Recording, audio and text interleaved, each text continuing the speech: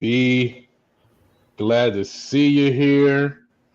Um, man, we just doing our thing, trying to maintain and live life to the fullest.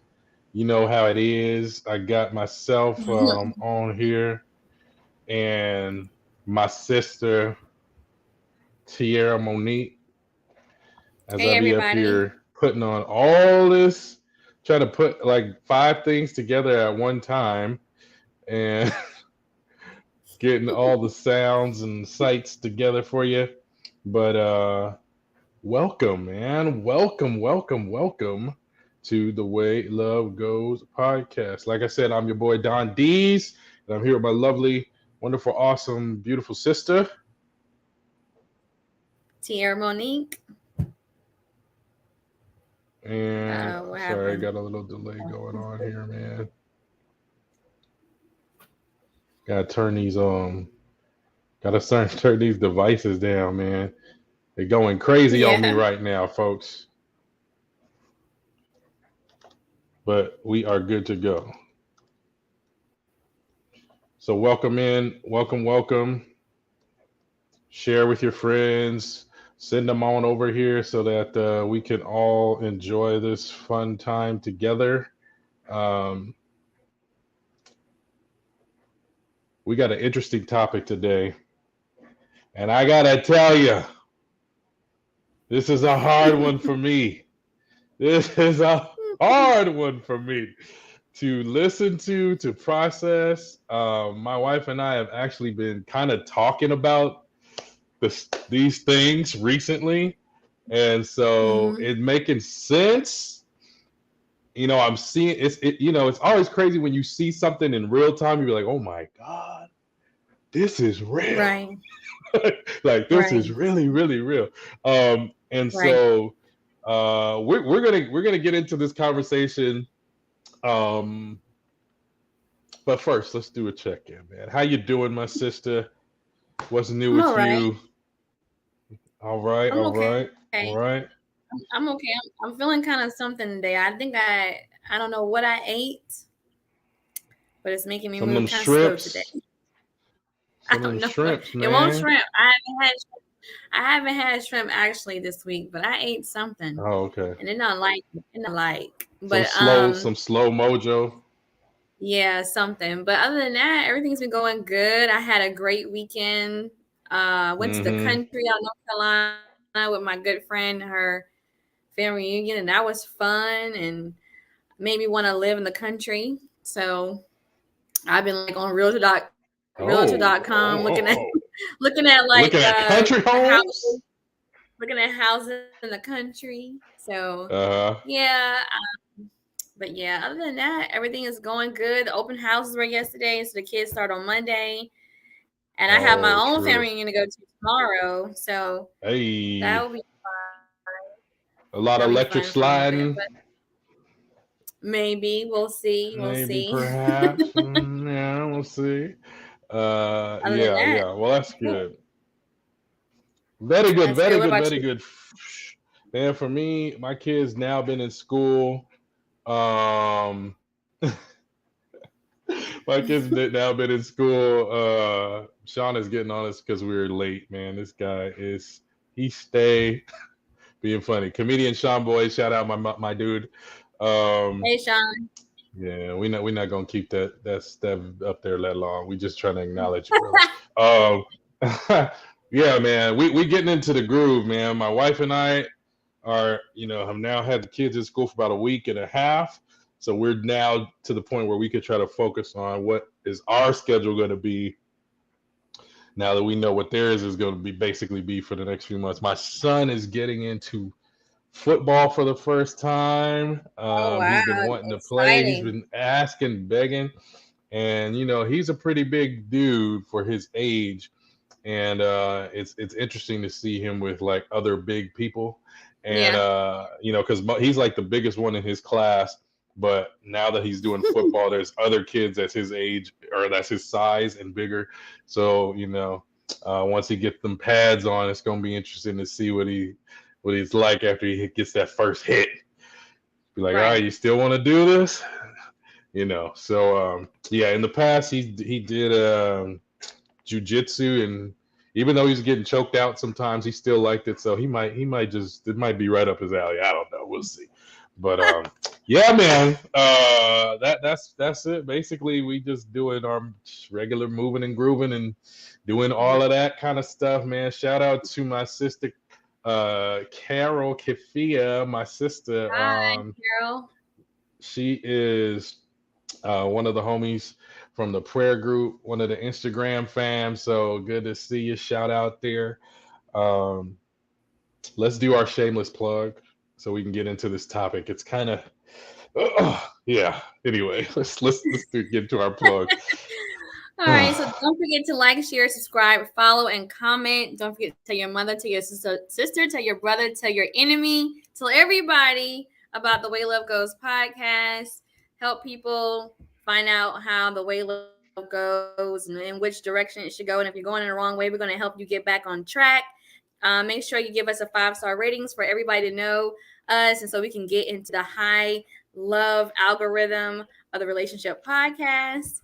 And again, we thank Yeah. you so much for joining us, whether you're joining us live or you're joining us after the fact. We thank you, we thank you, we thank you. And don't forget, you can comment even when we're not live. And you can Do that. hear us on Anchor, Apple, Google, wherever you listen to your podcast. And again, you can also see us on the YouTube channel, The Way Love Goes podcast. So thank you, thank you, Right. thank you. And the more you blow us up, then we're gonna have more illustrious guests like comedian Sean Boyd. Sean Boyd. Yeah. So he can, So see, he's on ready here to come now. back on though.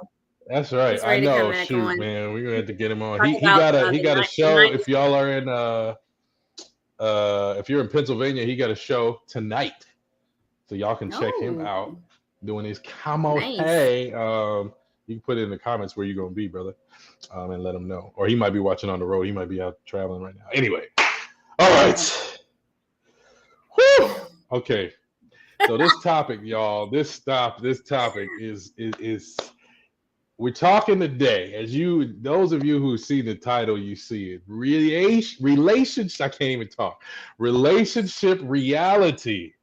Men's responsibility. Now, I titled it that way because my hope is that we're gonna get to relationship reality, women's responsibility. We get to that. But for today, we're gonna look at men's and women's viewpoint on the men's relationship reality. So what we got here, and this is it's a suggested format. There was a podcast that my sister put me on to, really dope podcast actually. It's called Dear Future Wifey with Laterris R. Whitfield. Man, this brother is doing some very awesome stuff, and you got to check the podcast out. But this particular episode that we're going to that's going to be the foundation of our discussion today, he had on David Burris, and he was dropping jewel after jewel after jewel. But boy, some of those jewels, they drop real hard and heavy. They're like meteors. Like meteors, just like knocking just all reality into oblivion, and creating new thoughtful things to think about. But that episode was focusing on defining a husband. What does a husband do? And I think we could take that and expand it to your, as before you get married, you got to be husband material already. So even in your relationships, even in your mindset, I think it's good to start forming these practices so that they're second nature, by the time you get to that point. Or if you're early on, as you grow and develop in your relationship, that you can do this, man. So what I thought I would do is, there were some things that they said that just like, these quotes and jewels, and I want to say them. I want to see what you think about them. Do you agree? Do you disagree? And we just gonna chop it up about just a variety of the stuff that they said in there. We might get to all of it. We might not, but We're gonna try to get through it all in this time period. You know what I'm saying? Does that sound all right with you, my sister? Sounds awesome. Let's Okay, get it. okay. Let's get it. Okay, so um, the first question that jumped out to me, they asked this question: is there too Mm-hmm. much unfair pressure on the husband in a marriage? Is the unfair pressure just? And I was like, wait a minute, what are we talking about here? Um, I never had heard that. So first thing I wanted to ask you, did you, and in the comments y'all could tell me if you thought of this as well. Have you ever even heard that um the pressure for a husband is unfair? Have you ever heard that before?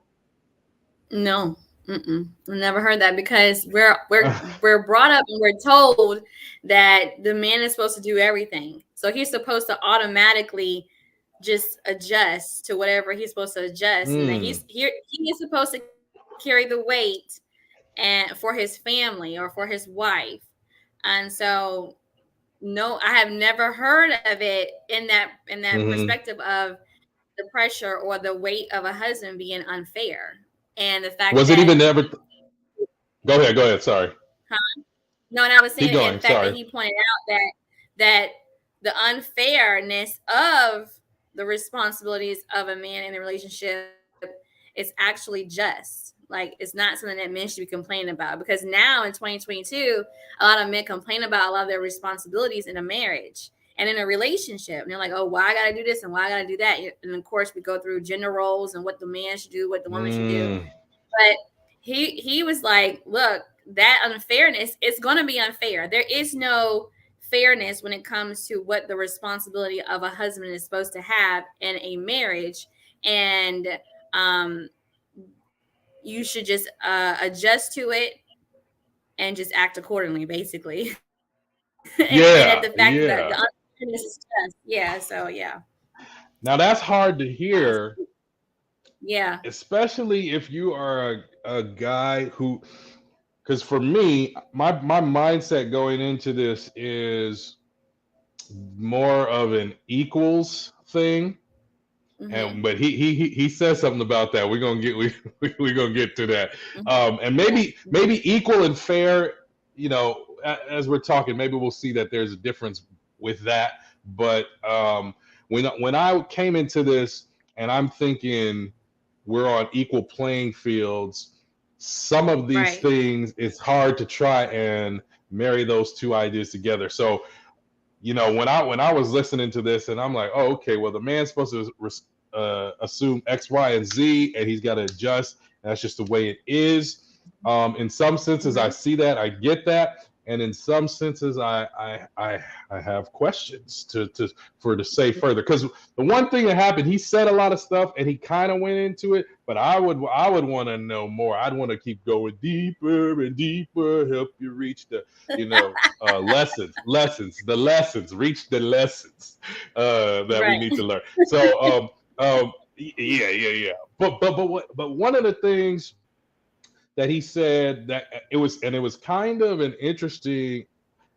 This is how I sort of frame all of it. When he was talking, Okay. this is his guest, David Burris. He was talking about how he grew up in church life, and he saw these couples Right. that stayed together whether they were like it or not, which was kind of like a dark Exactly. thing.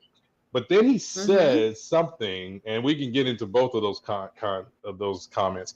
He said something Okay. in there. He said um, he learned what men and women could do when they worked together.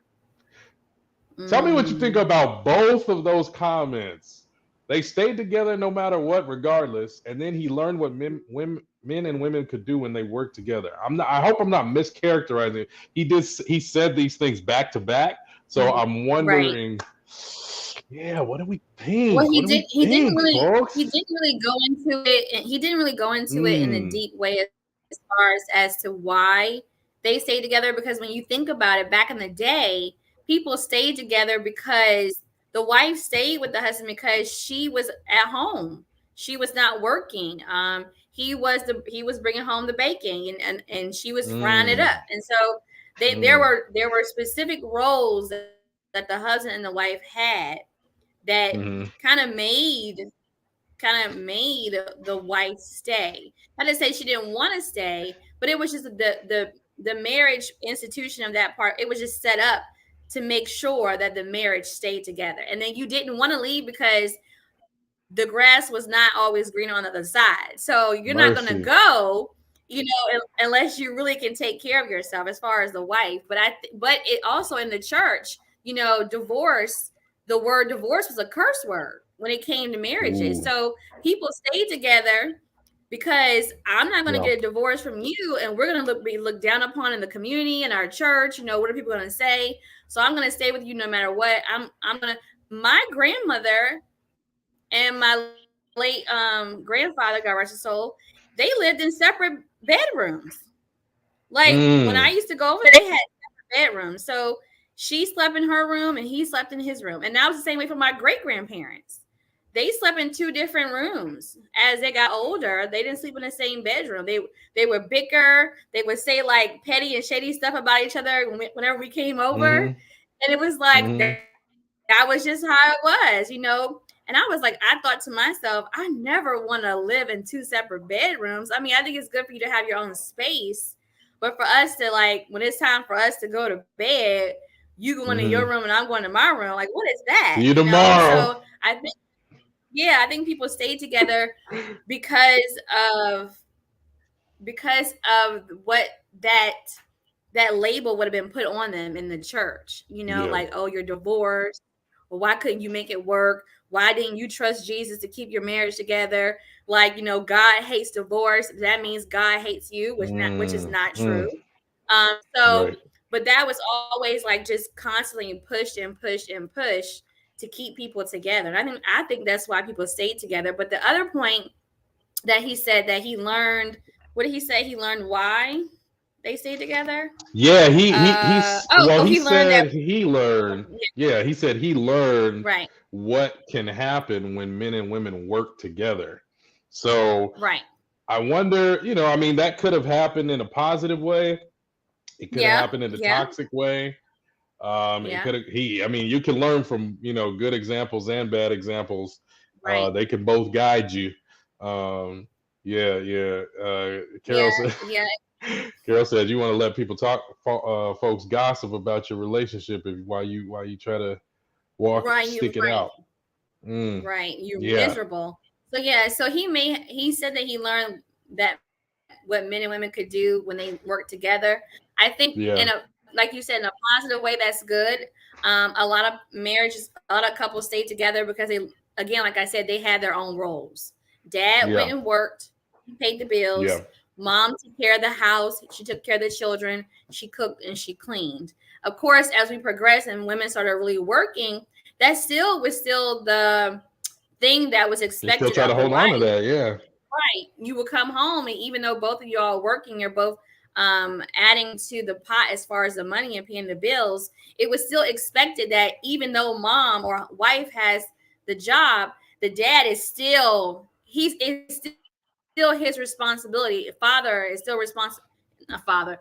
The husband is still his responsibility to make sure that he took care of his wife, no yeah, matter what, because he is the head of the household and he is the leader of the home. And no matter what, everything fell on him. So they learned how to together to keep it going, but sometimes they probably hmm kept it going for reasons that weren't good, and sometimes they kept it good going for reasons that were good going because for they reasons really that were, yeah, right. So yeah, yeah. that's what I thought. Um, Yeah.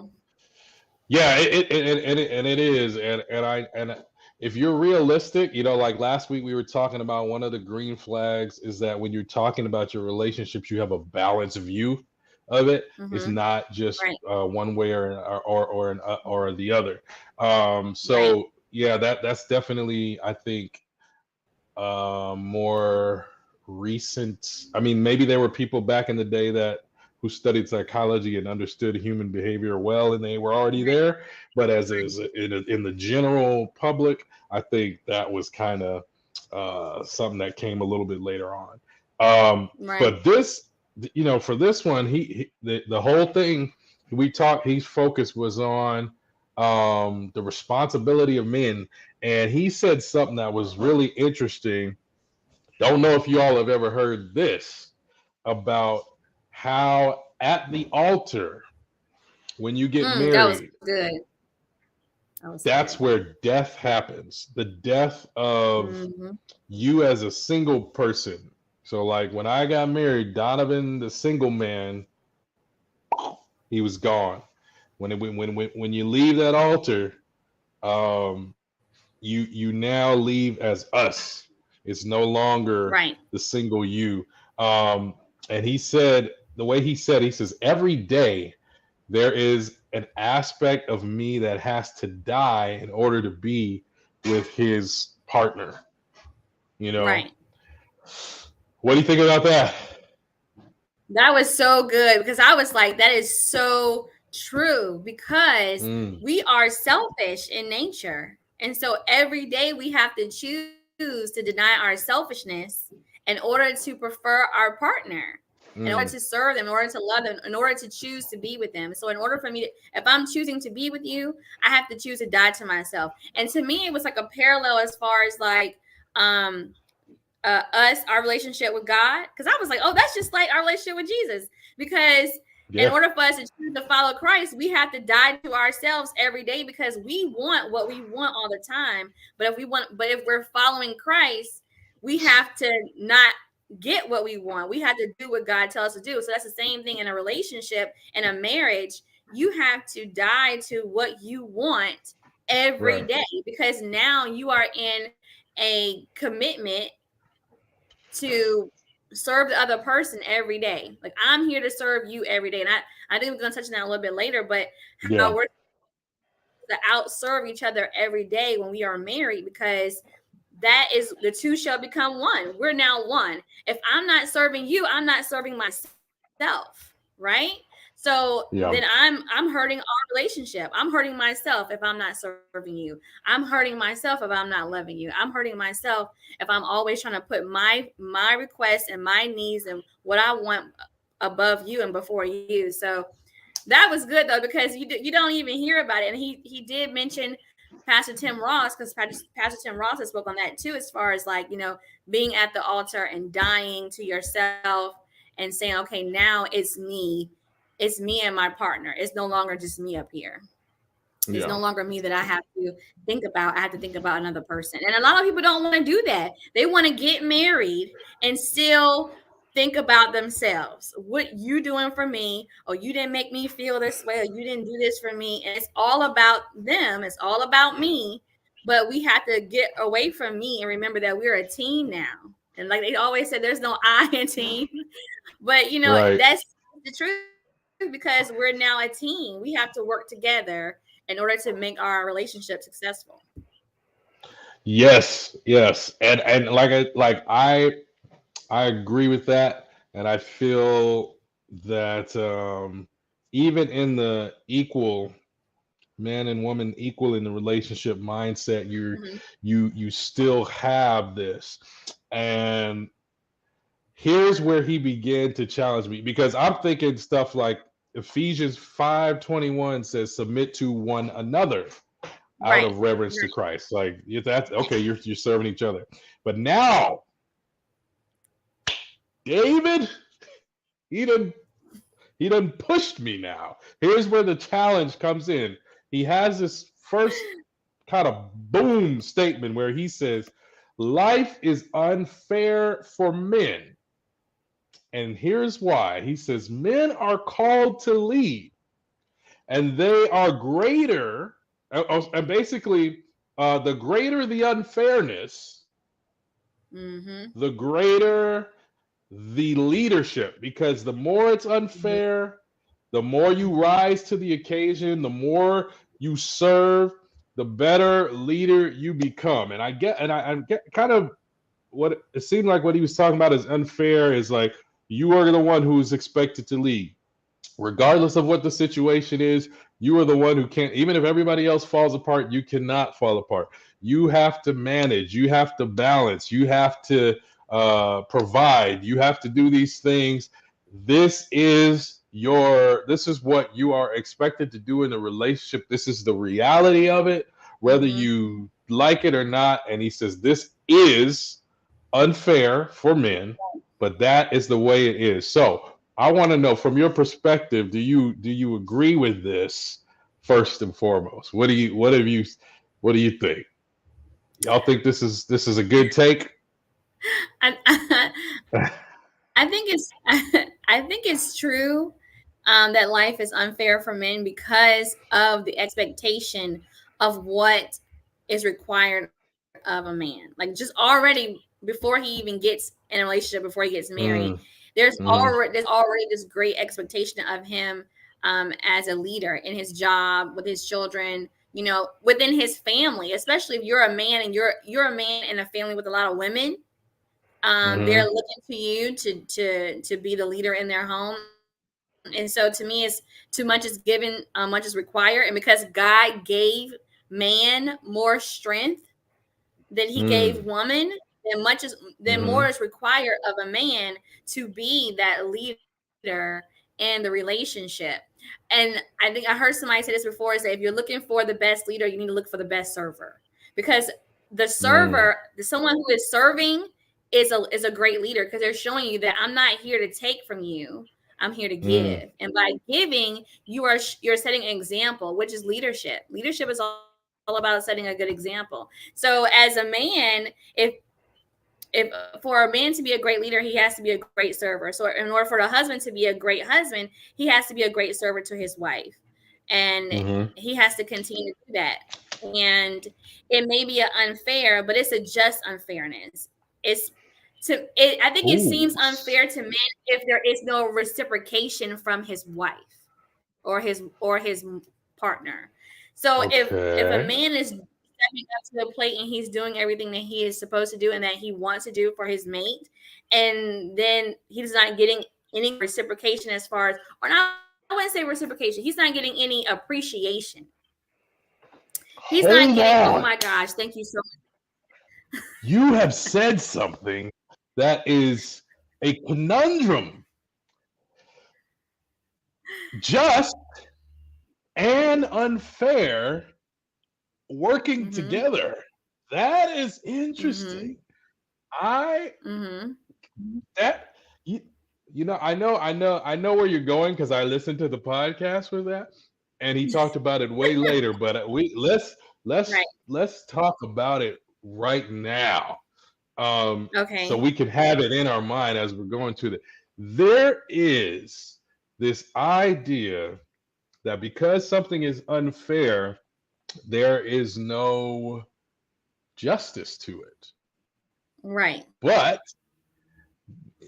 that's not the case in this sense. Maybe that is true in reality. A lot of times when things are unfair, it is because things have not been unjust. But there's an element in here that is sort of like an assurance, right? Because we're looking at this in terms of the requirements from God. And so God, who talks about the whole situation, talks about, here's what I expect you to do. But what also comes with God is the idea of justice. Right. Doesn't come where there's the kind of like how do you say this? The cognitive dissonance, like where it bumps heads, is in the sense of, usually you think justice and fairness, they exist at the same moment. You experience them at the same time. But I think the challenge here is, even though things are experienced in what you would call an unfair way, the justice is coming. I didn't understand, but it comes later. I know, that's the problem. We didn't understand that, and we're trying to figure it out. I'm with you, Siri. I'm with you. Yes. Exactly. That is part of the challenge, really, I think, with all kind of Christian experiences. But in this one, that was tough, but it helps for me to Right. assume the unfair responsibilities as a man, to know that, you know what, God is not going to be unjust. If you're sticking with it, the justice is coming in its Right. various forms, at at the time that it appears, whatever that is. Right. Right. Yeah. Right. Right. So I I'm think I take. think looking at it from a perspective of the unfairness yields reward. So the Mm-hmm. unfairness is because of the position. So the unfairness because of the position as a husband, as a man, there's more responsibility for you, but the Mm-hmm. reward in it though that comes. So if I'm doing what I'm supposed to do, especially unto the Lord, if I'm doing Mm-hmm. it, then there's a reward that's going to come from God, and there's a reward that's going to come from your spouse or your Hopefully. partner. Yeah. Hopefully, well, I would say to me, I would with that. I don't want to. I would Mm-hmm. say that if you did your work, I'm gonna say if you did your work before you got this is before you. If you did your work before you got married, and Mm-hmm. you made sure that you connected with the woman who respects you and appreciates Mm-hmm. you and honors you, and for who you are and what you are in the relationship, then when you Mm-hmm. are doing those things and you have to endure the unfairness, there will be a yield. There's what is it Mm-hmm. in the finance world, ROI. Is it Yeah, ROI? yeah. Return on investment. Mm-hmm. Return on investment. So the investment that your Mm-hmm. husband puts into you as a wife, the I'm sorry, yeah, there will be a return from your wife, which is Mm. appreciation and honor, adoration, respect, love. All those things should come back based on how you're doing All of the them should come investment. back. If you're demanding and demeaning and condescending while if you always have to point out everything you do for her all the time, you're not going to get that bag right away. If you're always, That's well, annoying. I did First off, this and I pay the bills, or I'm going out here at 5 o'clock in the morning. I'm not coming back home at 9 o'clock at night. And so, this should be done and this should be done. And I should have this. Like, wait a minute. Okay. We yeah, know that you have to we do get it, those bro. things, but you don't have to point it out every time or every day, or when you don't get your way. That's your first go-to, as to remind people what you have done for them, or remind your spouse what you have done for her. So I think that with the unfairness, there is a reward that comes with it. Because Yeah, if you value the position that you're in, you understand the value and the worth of being a husband and what that brings, and it's not just about all the unfairness, then I think you will experience the reward the with the yield. unfairness. Yeah, That means and the I yield and and the I return. I could attest to that. I remember when I was young, my sister and I, we had one cousin. We love her now. I mean, we probably loved her then too, but uh, she used to get on our nerves so much because she was a little bit Mm, younger and she was kind of like whiny a little bit. But anytime she did anything for us, she would talk about it. You see, I opened the door for you. Wasn't that nice? You see, I brought you this right. drink. Wasn't that nice? And it was like we would pull our hair out. Now, if that happens at the kid level, at an adult level, while you may not verbalize it as much, oh, it's dancing around in your head. It's It's there. dancing Hmm. around. It's there. Um, and it's the source of the disapproval of that, or the unappreciation of that, is the same, Right. because why are you sitting there pointing these things out about yourself so much, right? Um, Right. have you ever heard the notion of men losing when they get married? Have I you have ever heard heard it that in idea a before? I've heard it in a funny way. Like, Yeah, you what know what have you how heard it? yeah. Okay, so like how men sit around, or you'll see it on TV or in movies, and they'll say, when they say that once you get married, there's like a ball and chain, like you're never going to Yeah, get your yeah. way as a man. It's always going to be Mm, about the wife, and especially like the unhealthy term that goes around, happy wife, happy life, when it shouldn't be that. It's supposed to be mm-hmm. happy spouse, happy house, because it should be both of y'all. But yeah, Both so you going hear both all ways. Yeah. those, yeah, you hear all those derogatory phrases and terms when it comes to men getting married. Like a man getting married to the love of his life is not a reward for him. Like, oh my gosh, she's making me marry her, and I'm gonna have to suffer through this marriage for the rest of my life. It's like, why do you feel like you're Yeah. losing in the marriage? I don't know. I think sometimes men Or think even they're the term settle down, right? settled down. Settle I'm down. It's like, settling. why are you settling? Why haven't you Why are leveled you up in settling? this experience? Why are you Right, settling? Right? right. Yes, It's there's hard work. There's things that you're going to have to do, but right. overall, what should be happening is your life is, increased. It's better now. Exactly. Even Exactly. even if Yeah. you got to work to it. One thing that they said, and this is in the same vein of the man understanding, accepting, taking on this responsibility. He Right. says, you don't lose. He says, you gain you, right? You get the Hmm. greatest version of who you will be when you steward a household and you do it well. When you're managing your household well, when you are, Hmm. yeah, yeah. If you're doing that, you're not losing anything. You're actually gaining a part of yourself or the best version of yourself that you didn't even know about before. What do you think of that? I think that's true because then you're proud, not in a bad way, in a negative way. Like, you're not walking Mm-hmm. around with pride. You're actually proud. You're like proud of who you are. Like, look what I'm doing. I Mm-hmm. am not losing. I'm gaining something. I'm gaining a partner who is Mm-hmm. here to support me and motivate me to be my best self. And then by me being my best self, I can then in turn pour into her and pour into my marriage. And that's Mm-hmm. going to give you a sense of peace. It's going to give you a sense of peace that you can go and you can move throughout this life knowing that I am doing the right thing by my wife. I'm doing the right thing by my marriage. I'm doing the right thing by my family. I'm doing the right thing by God, because you have to answer to God Mm. first.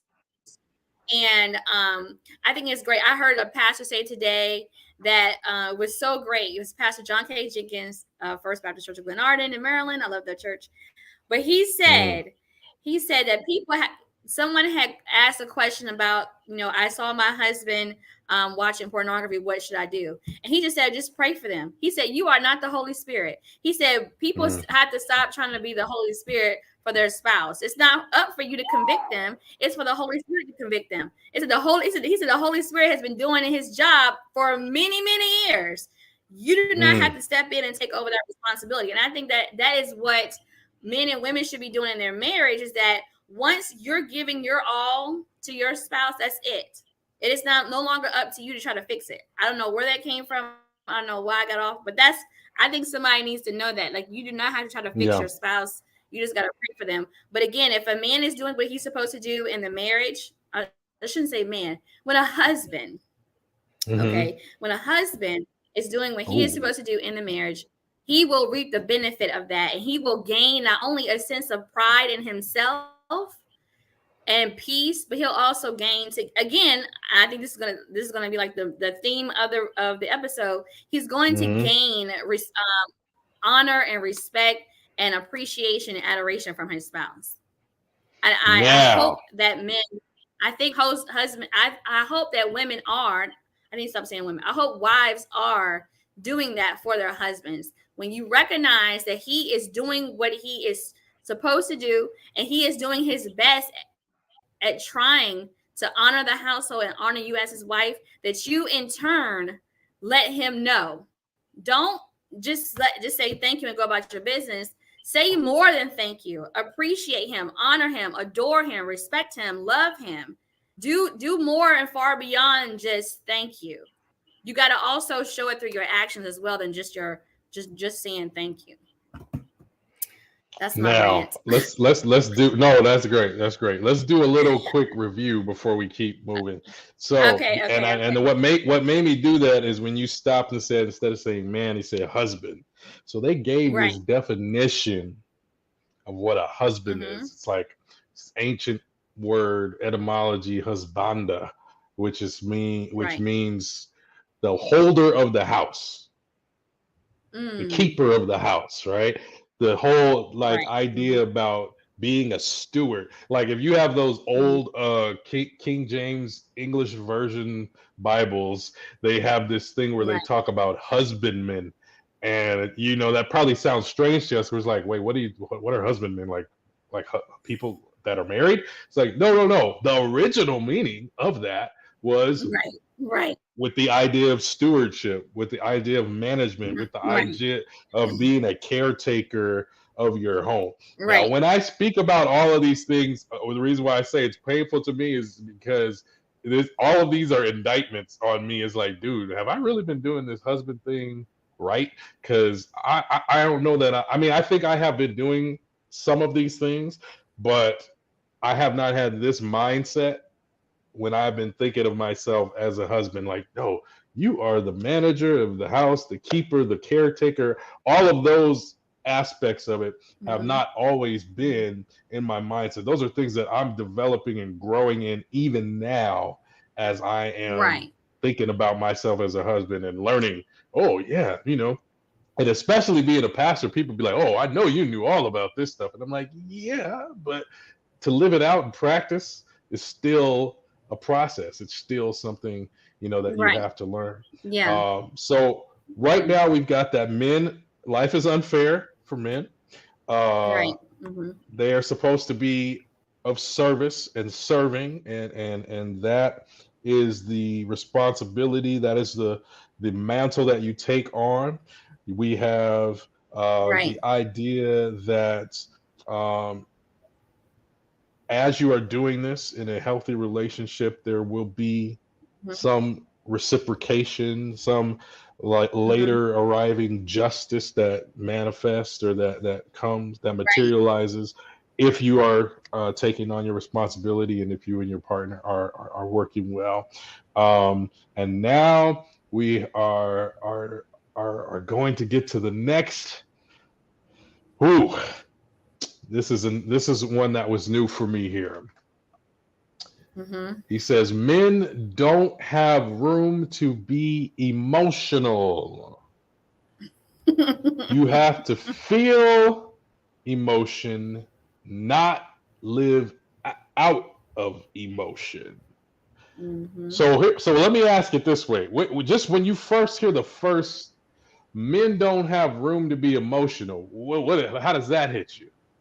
Are we agreeing with this? What do we Uh, think? at, at first, as soon as he said, it, I was like, "Wait a minute, what?" Because Yeah, we have we yeah. are we have become a society now where we are now recognizing, which we should have a long time ago, how important Mm-hmm. it is for a man to be emotional and just Mm, and unpack all those things that's going on inside of him, so he won't have to carry that all around with him all the time. So he needs to have a safe mm-hmm. space with his spouse, with his partner, to be able to Mm-hmm. just be himself. But then he went into more of it. And I was like, okay, I understand that. You have to feel the emotion, not live out of it, not live out of it. So it's okay to feel the emotion. It's not okay for you to be living in the emotion. So once you feel the emotion, you recognize the emotion, now you have to decide what you're gonna do afterwards. And it's really good that he said that, because I remember when we were doing the book review by Pastor Mm-hmm. Cal, he had said Yeah. the same thing as far as like your feelings are not facts.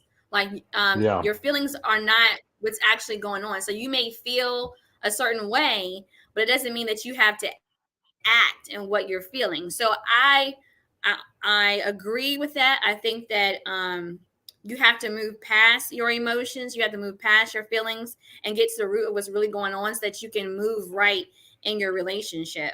I do still think that men. I think when he was saying that, like, men should not sit in it to the point where they stop being the husband in the relationship. You know, Mm. I think that's what he's saying. That's what I Yeah. thought. That he was So saying that, so you can't sit in the emotion. right. I agree. Right, You right, cannot sit in the motion. If you're like you said, if you're stuck in that, then you're probably functioning at a much lower level because you're now not using logic. You're not using reason to figure out how to operate, how to move forward in that.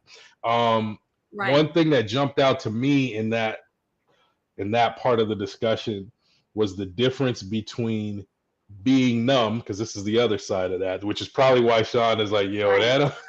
that don't quite sound right. Because Right. and I feel you, Right. because this is what he said he used to do. He said there's a difference between being numb and living out of emotion, right? So Mhm. being numb is like the opposite of being totally driven by your emotions. Being numb is like, all right, Right. I'm gonna be only logical, only reasonable. If you're crying, Right. I can't deal with that. I gotta wait till you're done with all of that. And when you're done crying, then we'll Mhm. have a logical discussion about it. If you have this, Right. if you feel whatever you're feeling, I'm gonna let you handle that.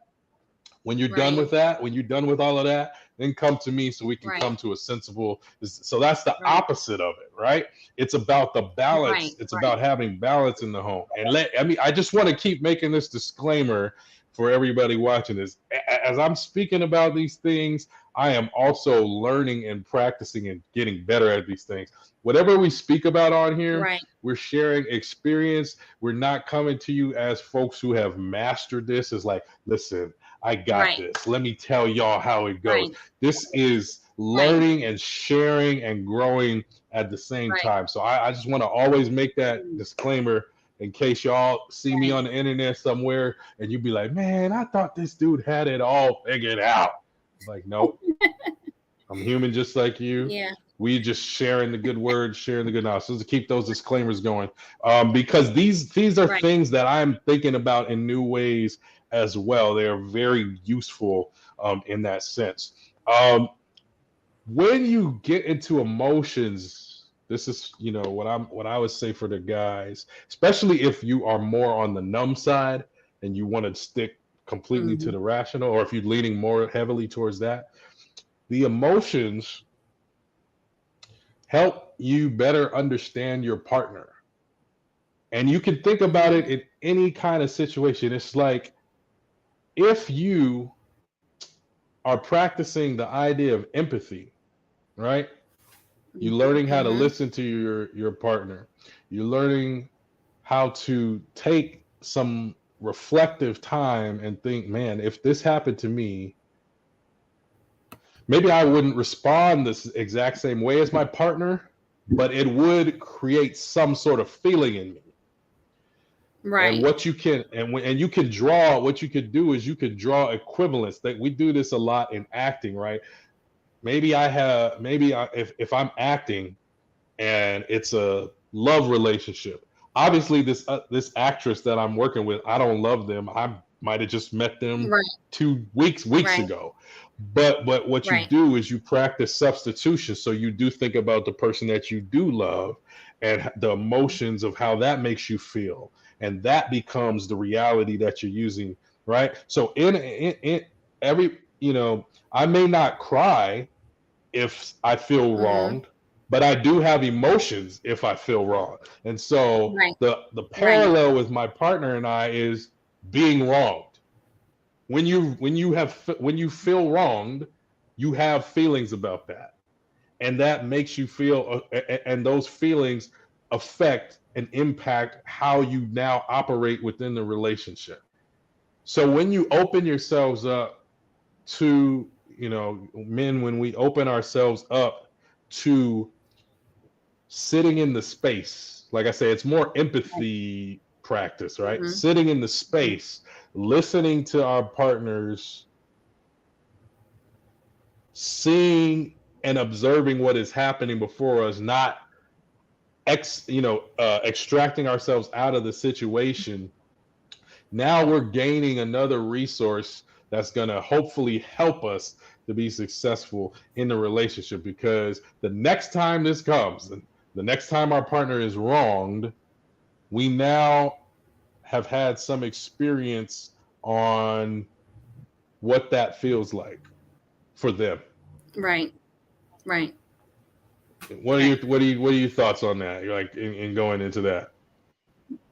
Yes, I think that I would like for my husband to be empathetic towards me. Now I'm speaking Mm-hmm. hypothetical for those who are watching. I am still single and I'm still looking. But Mm-hmm. my future husband, I would like for him to be empathetic towards me. And I would like him to understand where I'm coming from and the emotions that I may Mhm. be feeling. But the same thing is that even still, I don't think I have a right to, as a wife, to sit in that emotion and not work through it. That's why Mm. I understood a little bit what he was saying as far as like men don't have room to be emotional.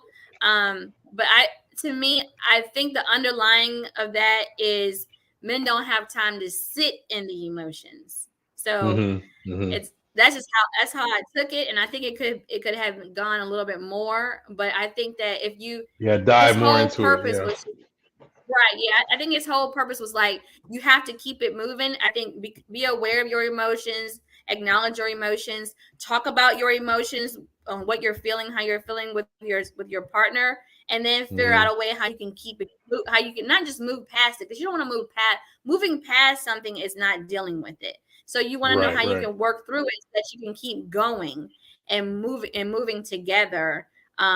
On the journey of having a successful relationship, so that you understand one Mm. another.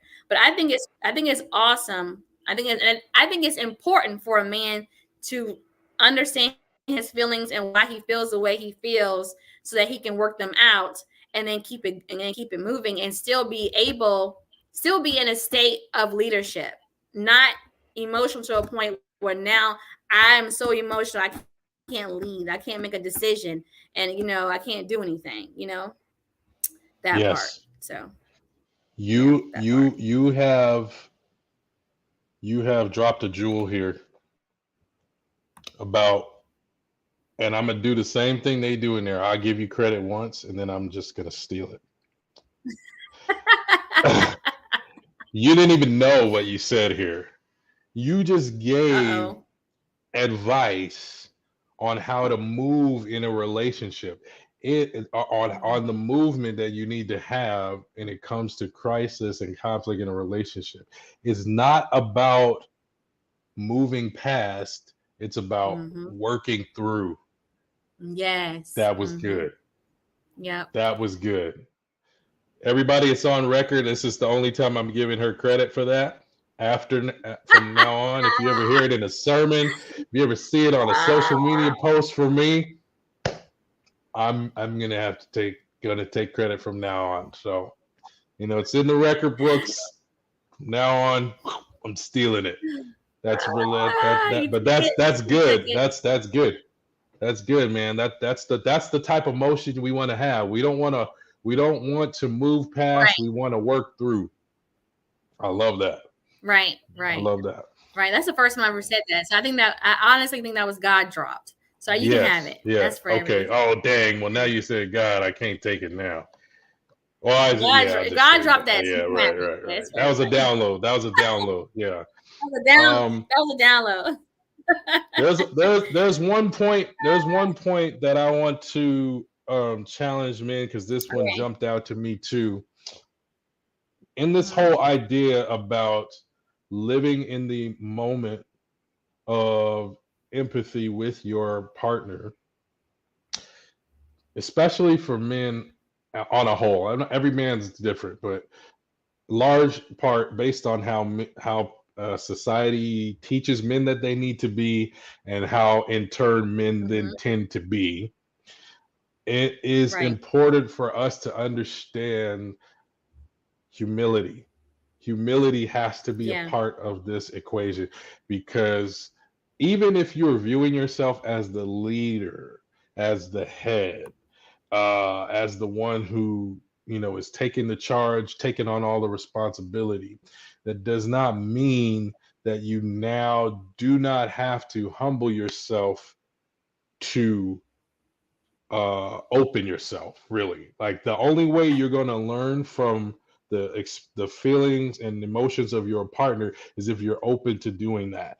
If you understand, I can be taught. I may have had a mindset of thinking this way for a long time, but I have to change that. I Mhm. need to understand there are things for me to learn. This is a moment for me not to talk and try to figure things out. This is a moment where I need to pause, open up, listen, and learn. And that, for a lot of us, takes humility. It takes, the whole idea of servitude where it takes thinking about the other person, not thinking about your needs. So I just want to add Right. that in there, for the challenge for men. Right. If you struggle, the humility piece has got to be part of it, right? Yeah. Humility piece has got Yeah. to be part of it. Yeah, I think Yeah. Sean wants to give you your props as well for the movement, that movement message there. So Sean Oh, and you I want get you you got want two props. You got two props, and that's it. That's it. We're Thanks, taking Sean. it now. We're taking it now. Yeah. Um, yeah, man. So, dude, this is challenging, man. This is challenging because Mhm. I'm telling Mhm. you, thinking of things on the level of we're equals, we have equal parts versus taking on this responsibility and then being responsible for the balance. It Right. always, I don't want to dwell on the unfair, but definitely it seems unfair. And they're not even, the crazy thing is they're not even arguing it's not unfair. They're like, no, yeah, this is unfair, but It's this is unfair, how it is. Um, but it's okay. there was a Yeah. Yeah, yeah. Mhm. Yeah, he talked about something that was interesting in terms of, like, because, okay, how as a man are you expected to cope with this? Like, you have to accept this unfairness, but how do you, like, navigate that, right? And so one of the Mhm. suggestions was, you can't wait for somebody to appreciate you. You've got to figure out how to celebrate yourself. You got to Oh figure out how yeah. to Mhm. reward yourself, right? And I was thinking about that, and that is a challenge, because the reward is basically like, okay, you're reminding yourself that you're doing a good job. It's like, Mhm. I don't know if you ever heard that, it's like a TikTok and a real sound. And they were usually doing it for women. It was like, be you doing a good job, be you doing a good job, be you doing a good job. And it's like this what, right? And it's supposed to be like the lady hyping herself up, just like Right. giving Right. herself encouragement. I'm gonna say, bro, Mhm. I guess guys, we got to figure out our own mantra to to Right. help encourage ourselves as well in that. Um, but yeah, that's part of the challenge, guys. I have for a long time been part of the committee that Father's Day is not nearly as celebrated as Mother's Day. I think Father's Day is like the 20th celebration, that in the ranking of like celebrations Oh and wow. holidays. I think the top two Mhm. is like Christmas and Mother's Day, I think. Mhm. And I saw one comedian was talking about, Right. he was like, I think like Boxing Day is higher than than Father's Day.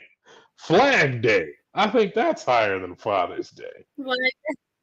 It's crazy. Ah, So that's we're not funny. gonna pout. That's We're not funny. gonna pout, but it is an interesting responsibility that men are dealing with.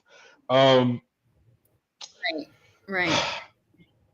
Another one to think about. That yeah. Go ahead. Go That's ahead. Go that's ahead. really good. Oh, No, yeah. what I was going to say is I what you what you were go talking ahead. about as far as like Mm-hmm. celebrating yourself.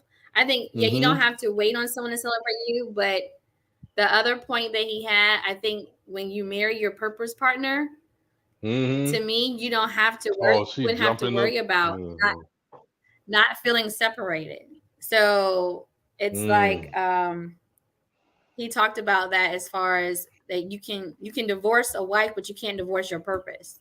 So whoever you Mm-hmm. marry, your purpose has to be fulfilled. But that means that you have to be intentional about choosing the right person to be your partner for Right. life, and that person has to line up with your purpose. It doesn't mean that y'all have to have the same passion or career, but it does Yeah. mean that y'all have to have that person must be your purpose. Like your wife must be your purpose. Like you are connected to this person. God aligned it all for you to meet this person for a Mm-hmm. reason.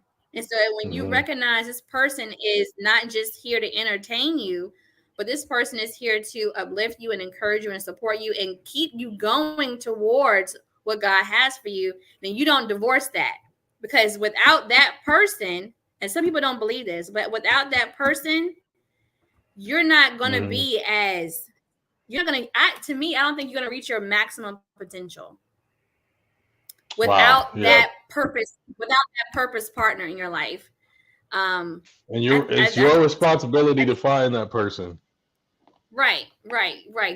God's not going to make that person, God's not going to make you be with that person. Let's be honest. Okay. A lot of people say, oh, God sent this person to me. I think God sets it up for us to meet people, and then it's up to us to choose whether or not we're going to be with that person. But it's up to you to choose your purpose partner, not just a wife and not just a husband. But you can say, I want to add to that too. Go ahead. Because I want to give encouragement to, there's plenty of people that got married before they heard this piece of information and maybe weren't thinking about that. Right. I want to say that I believe it is possible through teamwork, right? Like men and women working together, that you can collectively discuss and discover purpose and begin to live out of that. I don't think it's no hope for you. It's like, you didn't find Sarah Jean back in 1982. You're doomed. It's over. Forget it. It's done. No, I believe if you are committed to your relationship, if your partner is committed to your relationship, you can work together and a purpose can be revealed. Probably something that is already in existence, but if it takes the time to think about it, reflect on it, and discover it. So don't go using this as a way to say, you know what, we can't be together. You're not my purpose partner. Nobody refer to this podcast and say that. No. We are telling you absolutely the opposite. Do not do that. You better work on that relationship, and you better look and find that purpose. That is your partner. Don't be lazy, guys. All right, get in there and get out there. All right. Ooh. Right. All right. So it's a couple more. Okay. And we're getting to some really good ones here. This one is very close to home for me because I am a pastor, and they were kind of talking about this in context of ministry, but I think it can be expanded. So I call it public life. Oh, I didn't even spell it. Anyway, my notes is spelled wrong. Anyway, public life, not public live, public life versus internal experience. And this happens so much. A wife, your family do not celebrate you the same way that those in public do. Your public life people, they got all kinds of good things to say about you, but your family who really knows you is like, that thing was nice. I don't know where I don't know where all that is when you get to the crib, but yeah, that was nice to say. And one thing that they pointed out, which I think is the key here, and the reason why I say public life versus internal experience instead of trying to say it was like, the specifics of my experience is there are a lot of places, you could be a public speaker, you could be a coach, you could be a manager of a business, you can do all kinds of things in your public professional life. Even you might be a really good friend to your other friends. That's more public than your own personal family. And if your performance is good there, then yes, it's going to be received. If your performance is poor in your home, it's not going to be celebrated because it needs to be improved, right? So it's like where you put the energy. If you put the energy into your wife, put the energy into your kids, put the energy into your home, you're probably going to get more celebration there, right? You have to make that your priority in order for you to experience that that celebration. And I think that's another challenge, especially for men that are very career driven, that want to be successful. I mean, society does push these things, but it gets Right. internalized and it becomes our desires. And so if we do put our energy into that type of performance, then we are neglecting your partner, your home life. And so the Right. challenge is to really put your energy into those spaces so that you can continue to improve there. That is also part of the responsibility that you take on as the husband caretaker of your home. Right. Yeah. That's Anything to add? Because this flows right into the next one, but I would want to give you a chance if no. you want to say I something on don't this. have nothing to add or take away from that. Mm-mm. I have nothing And to add now or take this away from that. the next piece, this was a clip Mm-hmm. that you actually shared with me initially, and it Right. was fire on its own, but dang, Mm-hmm. in context, it's even better. So on its own, Right. the deal was the difference between a fan and forever, right? Ooh. Um, Yes. wow. Yes. Yeah. Yeah. So break it down. Break it down. Let me. I've been talking for a while. Let me let you break this one down, and then So I'll just add my thoughts later. Go ahead. Yeah. okay. So he basically said that you should not be marrying your fan. You should be marrying your forever. And he said your fan is only there for the next victory, for the next new trophy that you can have. He was like, but your forever is there for the victories and the defeats.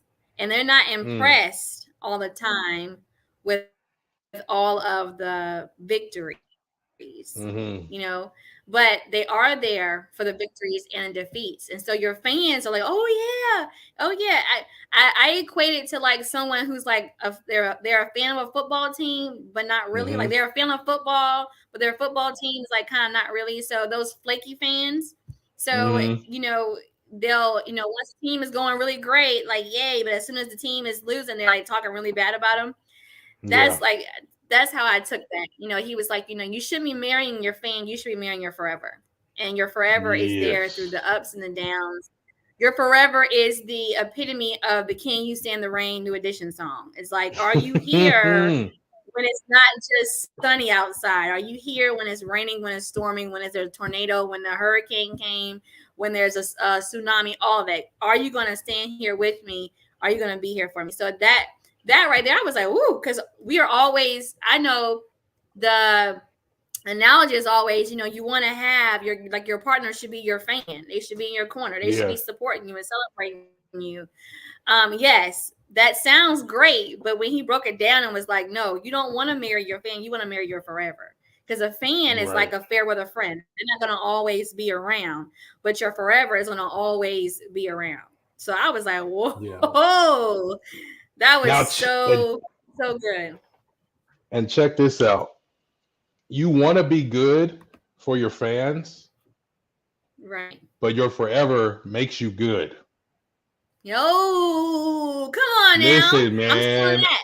I'm still in You know that. what I'm saying? Yeah, you can have that was for free right there, right there. But and I could attest to this. I talked about it a while ago, like one of our first couple episodes, when my wife and I first moved back to America from Korea, and I was like, all right, well, what I gotta get a job. Um, there was like this grounds maintenance position that was open at the university where I was living, that was close to where I live. Mm, I was like, man, right. at that time, shoot, $13 an hour was not bad. I could go cut some grass, I can go dump some trash out, go water some lawns. I'll be straight. Everything's good. My wife is the one who said to me, come on, bro, think higher, be better. Mm-hmm. You have other Mm-hmm. skills where you can Right. attain work that is much better than that. Right. So she Right. actually pushed me not to be so lazy, or I wouldn't really say lazy, but not to settle for the bare minimum. Right. Right? Right. She Right. was the one that pushed me to do more. Even Mm-hmm. in jobs that I get over, I've had a couple of ministry positions over the past probably 4 or 5 years, and she's been the one who's been like, man, this place is not using you well. They're Mm-hmm. Mm-hmm. they're missing out because they're not using you well. Like, she recognized the skills that I have, and so the not being impressed goes both ways, because the forever person who is like in your corner will also Mm-hmm. recognize situations that's not good for you. If you want to keep with the like sports analogy, right? A team, Right. if you're doing well for, like, say for example, Steph Curry, Warriors fans, they don't really care how much he's getting paid. If he Mm-hmm. is at the bottom of the pay scale, but he's still playing well for them, they're still happy. They're still content. They're still fine. Mm-hmm. They're not sitting there Right. saying, man, I'm going to boycott Warriors games until you pay Steph Curry what he's due, until you pay him his Right. value. Nah, if he's winning them Right. games, they're happy. It's Steph Curry's Right. wife, Aisha, who's going to be like, listen, the Knicks, though, Right. they got that Mhm. Right. contract that's going to value you. And I Right. know you love the Warriors, but the Knicks, though, or whatever it is. You know what Right. I'm saying? Right. Um, Mm-hmm. that is true, man. And I can attest to that. I could say that has definitely been the experience in my life. Most of the success that I have began with some initial push from my wife, if I could be honest with you. Right. So yeah. Right. Because he said So that yeah, your man, you want forever that is forever. not your forever is going to demand that you level up. Your forever is not going to settle for you just doing whatever. Not Mm-hmm. always. So like they're there for when you're winning and they're there for when you're losing, but they know that you're not at your best if you're always losing. So yeah, I'm here for you when you're Yeah. losing, but I know I can help you. Let me see how I can help you so that you can become better, so you can start winning again. So Right. that is important, because a fan will just walk away and say, "Oh, you suck," and then just go about your business. We're But out. forever is Peace. going to say, "Oh, you lost, right? You lost, but let's see how we can get you back on the wagon. You fell off the wagon, but let me see how I can, especially when you're learning. This is important, especially when you Mm-hmm. are doing the work to learn your partner. Mm-hmm. Then as a wife, if you're learning your husband, you're going to know how to ignite the fire in him to get him back, get him back Mm. on the top of the hill, to get him back on the Empire State Building, if you will, to get him back Mm-hmm. on top. You're going to know how to do that for him because you're learning him and you know what he needs to get back on top. You're not going to just say, oh, he sucks, he's a loser, he don't do nothing. It's okay. Come on now, because sometimes let's be real. If as a man, just as a man, Mm-hmm. if he's losing a lot, that's going to mess up his ego, and he may not know how to come back from a lot of losses.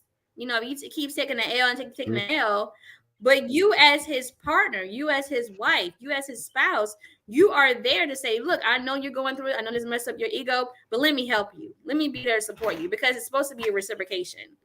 We're supposed to Right. support each other. But yeah, so you want to marry your forever. So men, Marry that forever. marry your forever.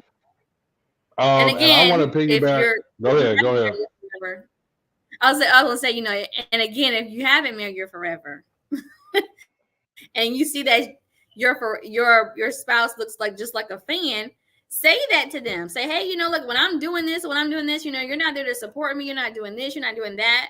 You know, this is a part of tapping into your emotions and not holding all that in and Mm-hmm. expecting your wife to know how you feel, because no one is your mind reader. So Yeah, yeah, that's all. that's true. That's true. I want to piggyback off the idea of knowing your partner. This is another challenge for the men. Mm-hmm. Mm-hmm. as you're taking on this responsibility, as you're learning the emotions and emotional experience of your partner, don't leave Mm-hmm. it just there as like only in the times where your partner presents these emotions, that's when you're learning. Take the learning and start to do your own processing and reflection after the event so that you can Mm-hmm. learn to, as they were pointing out, be a step ahead. When Mm-hmm. you hear certain things, okay, last time when this kind of thing was said or when this sort of behavior was happening, Mm-hmm. this was the result.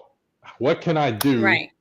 to do? As a matter of fact, my wife and I were just talking, and this, she was telling me that she was like, I don't want you to like be a problem solver all the time. You're not a troubleshooter, you know? Mm-hmm. Sometimes the best thing that you could do is ask, what can I do?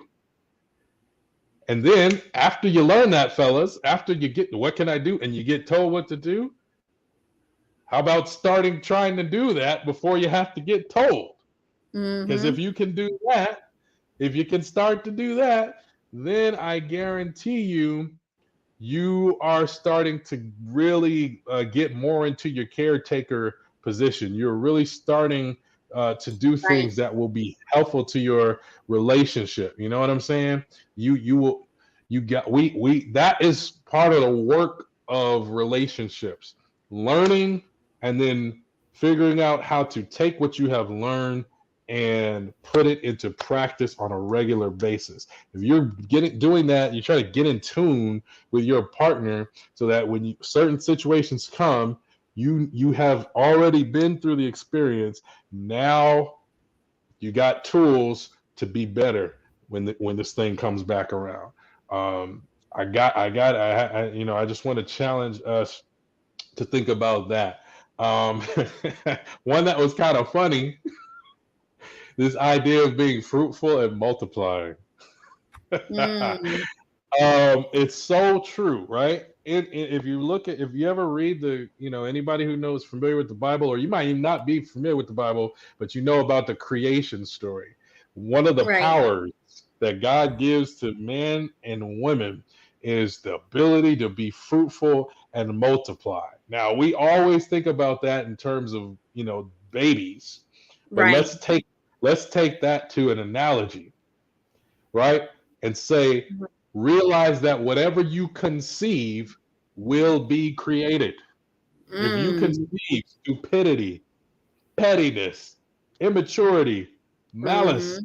spite, those are all babies that can be born, raised, and occupy the majority of your time in your Yeah, relationship. that's so But if you true. conceive love, care, Mm-hmm. consideration, hard Yeah. work on your connection, then those babies will be created. And that's Right. what will occupy the majority of your time. I thought that was an excellent point. So, Yes. as we're talking about this, if you are leading out your household, if you're the caretaker of your household, gentlemen, work on conceiving those positive aspects that Yes. will then occupy the spaces in your relationship. So, you got anything to add on that? No, and just that was good because basically you just want to cultivate the atmosphere. You Mm-hmm. want to cultivate the atmosphere that you want to live in. So if you want your spouse to be loving and caring, considerate, you must also create that for yourself. You must also be that to them. Mm-hmm. But you want to create that atmosphere of love and peace and care and have a strong connection within your relationship. Because when you focus on the negativity, that's what you'll become, Right. Right. basically. Right. You got to focus on positive. So that was really good. That was really good. The whole thing was awesome. The whole thing was awesome. I have one last challenge, and this Okay. one was the big challenge where we kind of started off with this, but I want to know if you agree with this or not. Okay. One of the final things that they pointed out here Mm-hmm. is, men, if you think that your relationship is fair, you are not man enough. If you think your relationship, your marriage is fair, you are not man enough. The reason is you got to die, right? We talked about the whole dying to self Right. to be with your Right. person, right? And what does dying look like? They said dying looks like her first, then you. So I want to know what you think about all those things. If the marriage is fair, is the man not man enough? What do you think I guess about that? I think what he's trying to say is that the marriage should be excellent. You should feel that your marriage is excellent at all times. And if it's not, you should be working on it to get it that way. Um Hmm. cuz yeah, like That's a that's like if nice somebody says, cleanup. "Oh, how Keep going. Go I think ahead. that's just like if someone asks you, "How was your day today?" and you go, "Oh, it's just okay." You know, Mm. that's not, but it could be better. Basically, that to me, Mm-hmm. that's when I always hear it's okay. That means it could be better. So if your marriage Mm-hmm. is just fair, then or maybe he's not. Is he not saying that? Maybe is he talking? Is he talking about as far as like unfair and fair? Oh, never mind. Let me go back. I think what he He's was saying saying, I think what he was saying is right. fair as in so this is my question.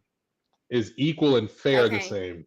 Because for gotcha. me, Okay, I have to yeah. say the way that I was coming into listening to this whole presentation, I think of both partners as equal, and they each have their work that they do, but they're equal. Mm-hmm. And to Right. me, that, and at least on the surface level, that to me sounded like fair and fair.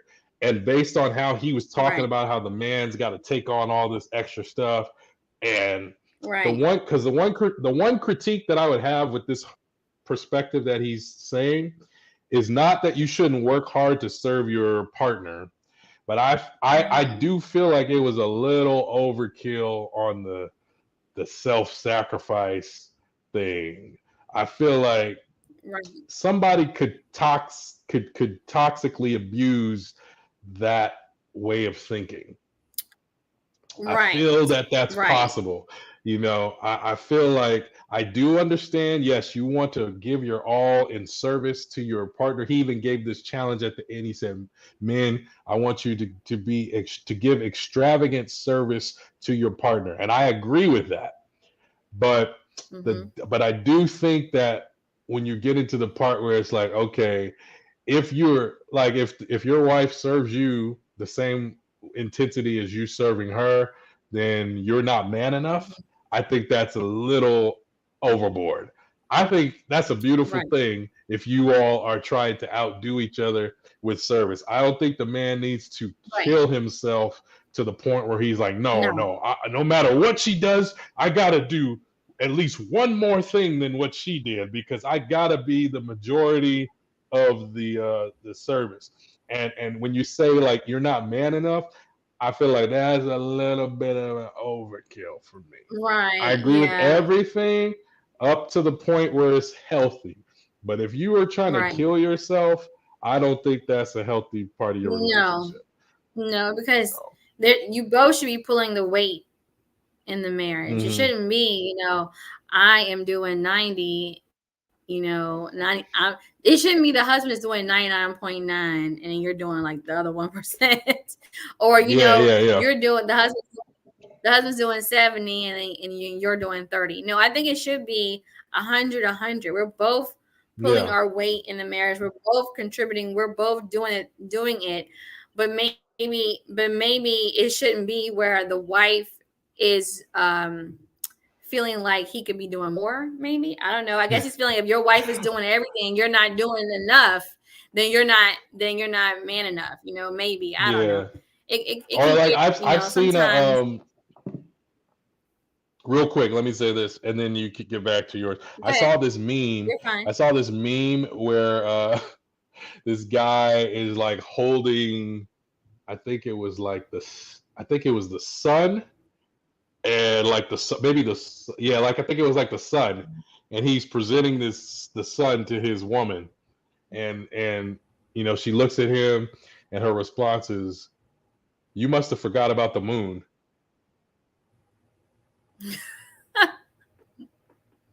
And I think that's where things can get toxic on this front, because Yeah. it's like, yes, I do want you to expect good from me, but I think I should also be able to Right. expect that from you. So I'm gonna go Yeah.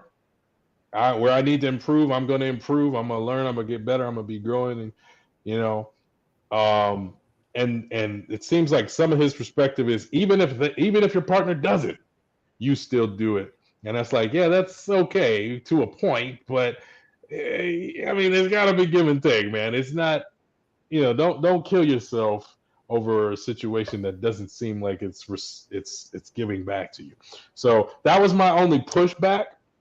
But overall, I do like what they're trying to promote in men. I think it is a challenge Right. for men to step up to the plate, to be the caretakers of your home. I think those are all positive and good things, and we should be striving to do that in our relationships. Even if you're not married, start becoming that type of man now, so that you can be that person for your partner. Right. Right. Yeah. Yeah. Yeah. I would say that I think the whole point is that it's the husband's role is going to be unfair because a wife should never take on the responsibilities of a husband.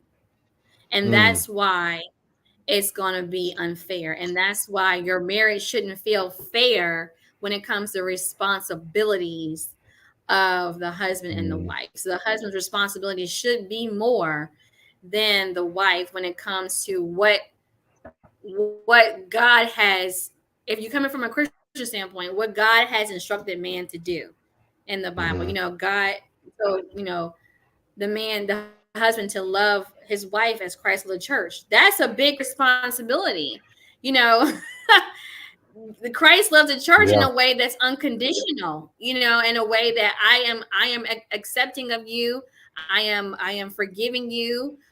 There is nothing that you can do that will break our relationship. And that is a lot for a human being who is not God Mm, to take on, because a man needs to be appreciated and respected and honored. And if his wife is not doing that, and he still has to love her as Christ loved the church, that's a big responsibility, because a wife will I'm a woman, and we get in our emotions. mm, and sometimes we're not as loving as wives as we should be. So I think that. But I agree with a lot of things that was said on the podcast. It was so good. mm. That's why I sent the link. I think everybody should Yeah, watch it was it. good.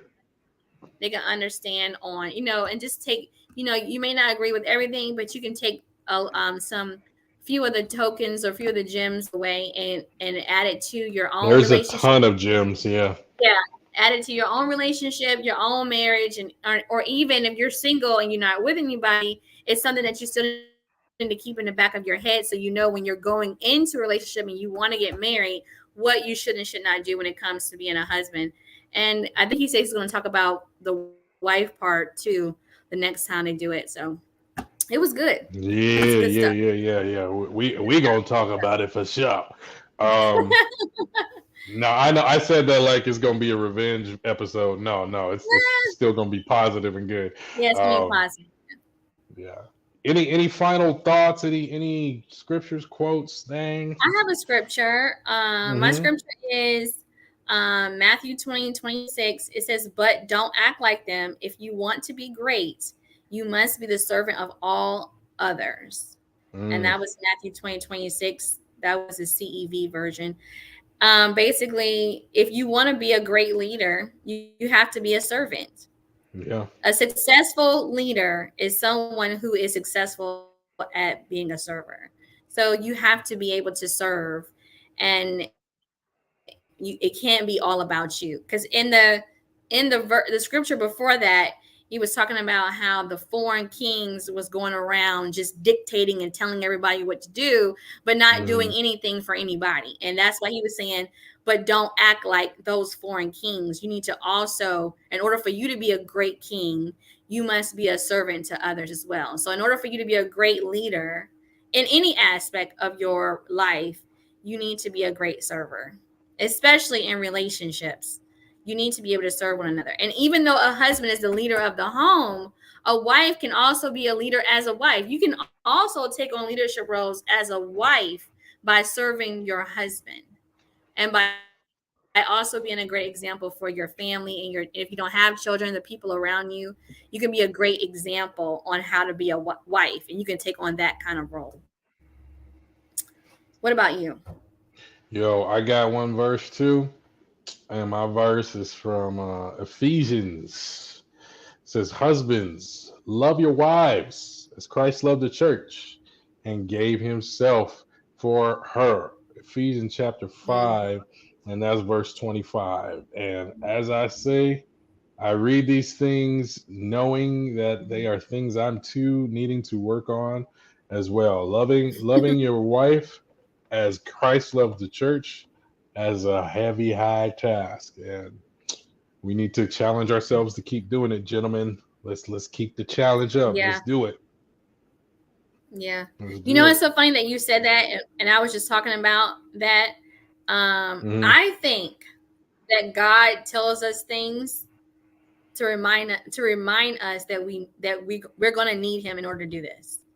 Yeah. He's like, "Hey, you need to go do this, but remember, you're going to need me to do this." So like I was Right. saying, the fact that scripture says for you to love your wife as Christ of the church is a big responsibility. And that's just, it's basically getting you to the point where you're going to need God in order to do this. Yeah. Wives, you're going to need God in order to be a servant to your husband. You're going to need God in order to be servant to each other. You're going to need God in order to have a successful relationship and a marriage.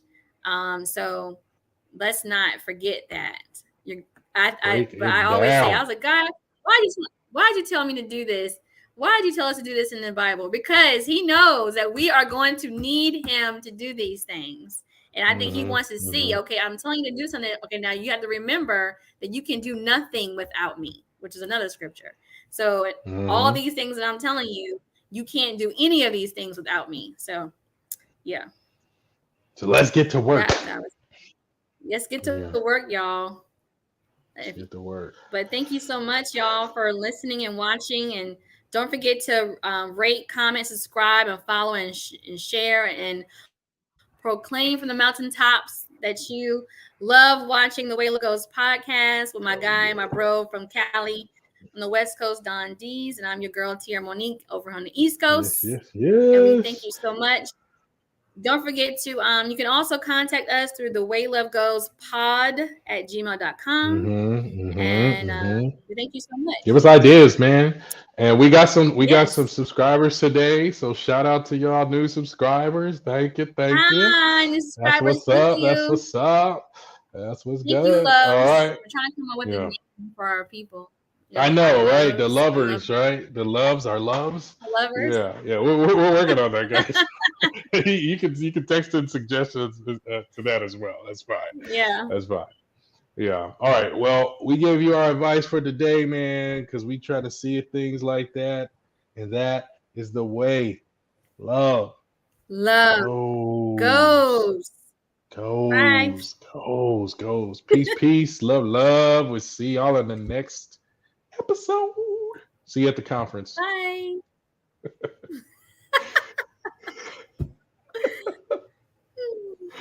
Bye.